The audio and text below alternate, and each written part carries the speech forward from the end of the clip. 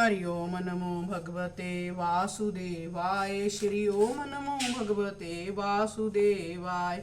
अथ नवो अध्याय महातव। श्री भगवान वाच, हे लक्ष्मी तू श्रवण कर।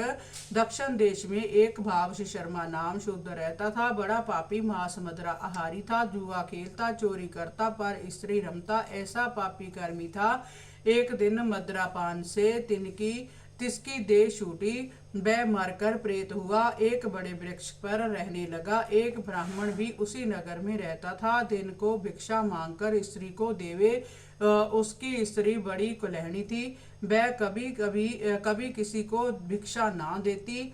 समय पाकर उन दोनों ने प्राण त्यागे, वह दोनों मरकर प्रेत हुए। वह भी एक वृक्ष के तले आ रहे जहाँ प्रेत रहता था। वहां रहते रहते कुछ काल व्यतीत हुआ। एक दिन उसकी स्त्री पिशाचनी ने कहा, हे पुरुष पिशाच, तुझको कुछ पिछले जन्म की खबर है?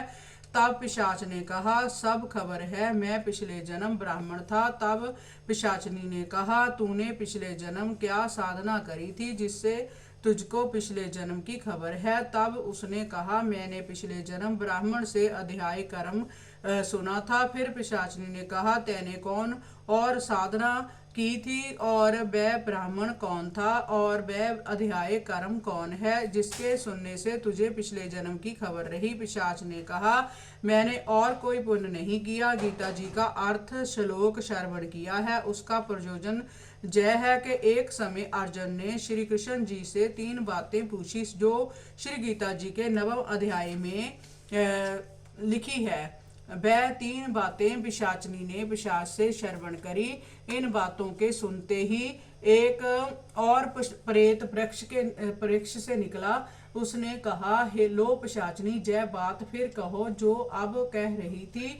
पिशाचनी ने कहा, तू कौन है? मैं तुझे नहीं सुनाती, मैं अपने भर्ता से पूछती हूँ कि वह ब्राह्मण कौन था, वह कर्म कौन था जिससे पिछले जन्म की खबर रही। इन बातों के सुनते ही मृत्यु की देह छूटी। तब ब्राह्मण ने कहा, हे साधु, एक श्लोक गीता जी का प्रताप है जिसके सुनने से पिशाच और पिशाचनी की देह छूटी। तत्काल देव मार्ग में देवताओं ने रोक लिया था। कहा, तुमने ऐसे कौन उग्र पुण्य किए जिनके करने से इतनी जल्दी वैकुंठ को चले हो?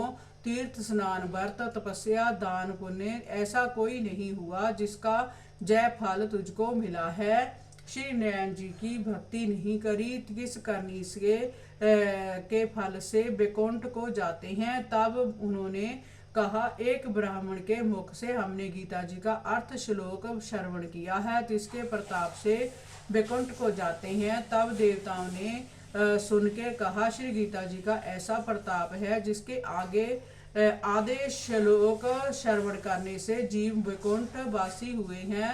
वह तीनों वैकुंठ वासी हुए। श्री नारायण जी ने कहा, हे लक्ष्मी, जय 9वें अध्याय का महत्व है जो तैने श्रवण किया है।